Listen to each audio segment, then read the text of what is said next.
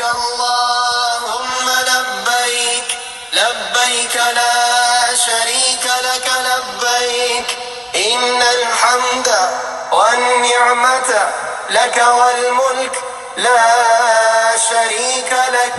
تاریخ میں پہلی بار یکم محرم کو غلاف کعبہ تبدیل کر دیا گیا. سعودی عرب کی تاریخ میں پہلی بار یکم محرم کو غلاف کعبہ کی تبدیلی کا عمل مکمل ہو گیا.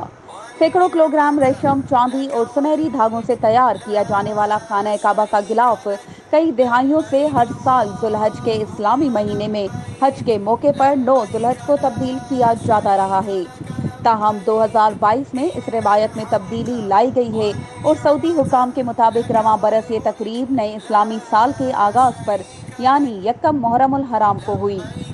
غلاف کعبہ کے کپڑے کو 5 مختلف حصوں میں ایک ساتھ سلائی کی جاتی ہے، جس میں تقریباً 670 کلوگرام خام ریشم کو کالا رنگ کیا جاتا ہے.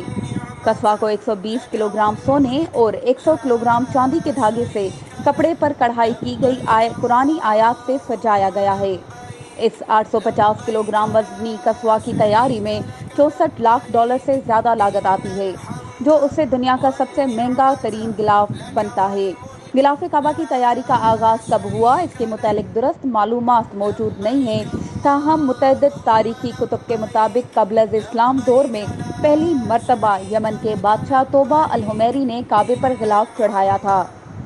الحمیری نے مکہ سے واپسی پر ایک موٹے کپڑے کو استعمال کرتے ہوئے غلاف کعبہ تیار کروایا. تاریخی کتب میں اس موٹے کپڑے کو کشف کا نام دیا گیا ہے. بعد ازاں یمن کے ایک قدیمی شہر میں بننے والا بہترین کپڑا استعمال کیا گیا.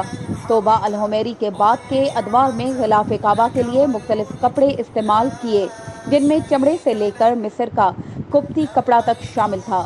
سن 1962 میں شاہ سعود نے شاہ فیصل کو غلاف کے لیے کارخانہ لگانے کا حکم دیا، جس کو مکمل کیا گیا. تب سے اسے مقامی طور پر تیار کیا جا رہا ہے اور یہ سلسلہ جاری ہے. اس کارخانے میں غلاف کعبہ کو جس ریشم سے تیار کیا جاتا ہے، اس پر سنہری اور چاندی کے تاروں سے قرآنی آیات کند کی جاتی ہیں. غلاف کی تیاری میں استعمال کیا جانے والا ریشم اٹلی، جبکہ سنہری اور چاندی کی تاریں جرمنی سے آتی ہیں.